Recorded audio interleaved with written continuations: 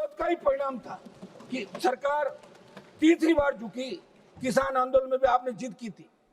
इस तब था जब नीट का पेपर दूसरी साल लगातार लीक हुआ और मैं सबसे पहले कांग्रेस को उसमें मान लिया जाएगा। ठीक है, चलिए आप बोलिए, हनुमान जी बोलिए, मेरा आग्रह हनुमान जी। सर आपसे सुनिए मेरी बात। रात को 12-12 बजे तक हम बैठ के और आपका कोरम पूरा करते हैं और आप 3 मिनट 5 मिनट 8 मिनट आपके लिए बोलिए, और जो लोग इस आंदोलन से सीधे जुड़े हुए हैं, जो जंतर मंत्र भी गए, खाली रील बनाने के लिए नहीं आया था मैं इसके अंदर, जंतर मंत्र पे थे, यहाँ पे थे, वहां पे थे, सब जगह तमाम जगह लड़ाई लड़ी।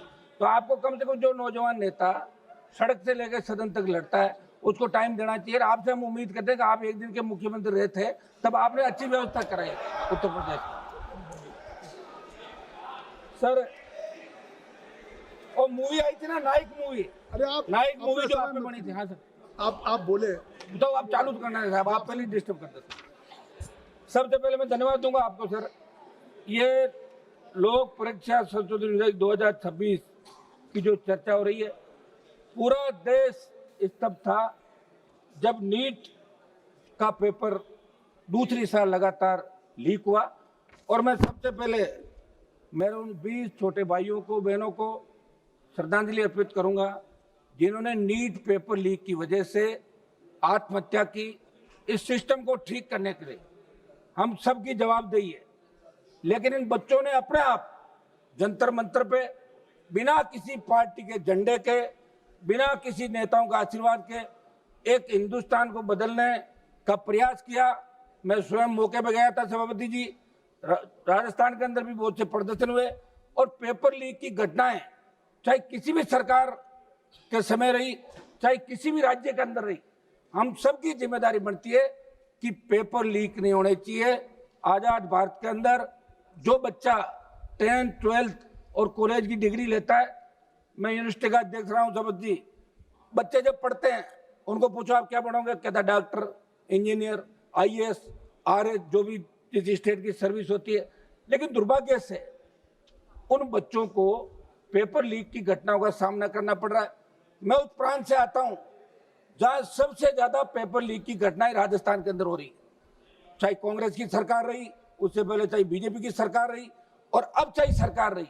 अब तो यह दुर्भाग्य है कि OMR सीट का जो घोटाला वहां पे हुआ है, वो यूपी की एक फर्म जिसको उत्तर प्रदेश के अंदर ब्लैक लिस्ट किया, वो पिछले 10 साल से लगातार पेपर लीक से भी ज्यादा OMR सीट के अंदर घोटाला घपला हो रहा है। पेपर लीक को तो पकड़ लोगे, उसको कैसे पकड़ोगे?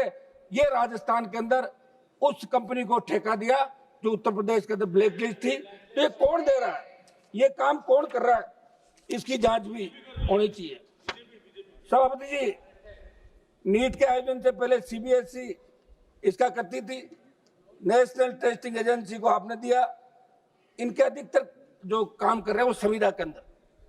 ये पेपर लीक होने के बाद जब नजर पड़ी तो देश के अंदर नीट के अलावा बहुत से ऐसे एग्जाम थे जिनके पेपर लीक हुए।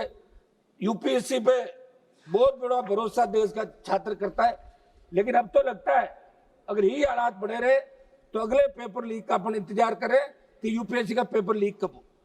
आप ये कानून लेके आए और निश्चित रूप से इस अवधि के अंदर अच्छा ये होता कि आपके मंत्रियों का डेलीगेशन जंतर मंतर जाता, बच्चों से बात करता और मैसेज आप देश के अंदर देते कि हम बच्चों के साथ है।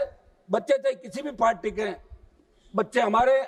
और उसके अंदर आपने देखा होगा कि जब लाठीचार्ज हुआ और पैरामिलिट्री फोर्स और दिल्ली पुलिस के अधिकारियों ने हाथ खड़े कर दिए कि हम इन बच्चों को नहीं मारेंगे, तब आपकी सरकार ने सुध ली कि अब कुछ करना चाहिए, कहीं ऐसी स्थिति देश के अंदर नहीं हो जाए जैसी नेपाल के अंदर हुई थी। ये जैन जी जो अपना हक और अधिकार चाहता है, मेरे बच्चे स्कूल के अंदर पढ़ते हैं, उन्होंने कहा पापा आप वहां क्या कर रहे हो? तो मैंने कहा बच्चों में तो जा ही रहा हूं कि पार्लियामेंट मत चलने दो। मैं हमारी जो इंडिया अलायंस है, इन तमाम पार्टियों को इस बात का धन्यवाद दूंगा कि इसके अंदर इंडिया अलायंस की सारी पार्टियां एक साथ दिखी, विरोध किया और विरोध का ही परिणाम था कि सरकार तीसरी बार झुकी। किसान आंदोलन में भी आपने जिद की थी। 700 किसानों की शहादत के बाद आप लोग बेक हुए। आपने अपने सारे सांसद जो बीजेपी के थे, मंत्री थे, इनसे लिखाया कि बिल बहुत अच्छे हैं, और फिर अचानक प्रधानमंत्री जी ने बिल वापस लिया। एक सांसद हमारे यहीं बैठे हैं, उनको पता कितनी स्थिति बाद में गुजरना पड़ा। सर, हमारा आग्रह है, अध्यक्ष जी आ गए सीट पे, अध्यक्ष महोदय, इसके अंदर हमारा कुछ सुझाव है। ये सुझाव हम देना चाहेंगे अध्यक्ष महोदय। आप ये जो बिल लेके आए, अपराध संगठित गिरोह द्वारा या 2000 अधिक लोक परीक्षाओं को प्रभावित करने के उद्देश्य से किया गया, इसमें आजीवन कारावास का प्रावधान किया जाए। श्री तो एक मिनट, दो सिद्ध व्यक्ति आजीवन किसी भी लोक परीक्षा, सरकारी भर्ती, सरकारी सेवा, स्वास्थ्य उपभोक्ता, सरकारी सुविधा में भाग लेने के अयोग्य, अन्वेषण की संपूर्ण कार्रवाई को डिजिटल वीडियो रिकॉर्डिंग की जाए तथा उसकी निगरानी संबंधित उच्च न्यायालय द्वारा नामित न्यायाधीश से करवाने का प्रावधान इसके अंदर रखा जाए।